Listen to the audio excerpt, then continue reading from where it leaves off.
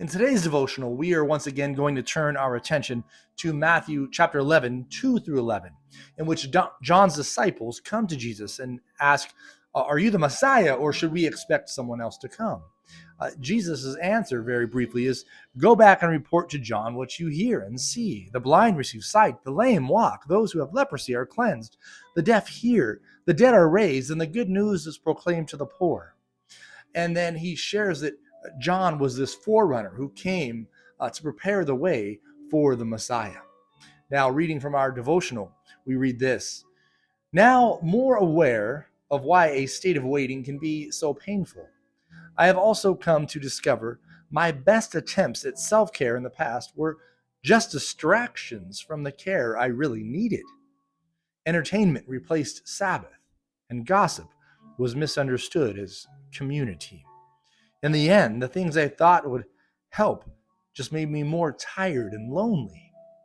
John the Baptist, as susceptible to the world's distractions as anyone, sought instead to labor in the waiting, a messenger to the crowds of people seeking baptism and transformation. What a marvelous thing for John and the crowds to hear, that the one whom they had been waiting was already at work, offering the hope and healing of the promised redemption of God's people. They were not alone in the waiting, but joined by the Holy One, whose sign to them was not a show of opulence and politicking, but of a care for all God's beloved. That should encourage us, because most of us aren't opulent. Most of us aren't in the inner networks of politics and of the high and lofty.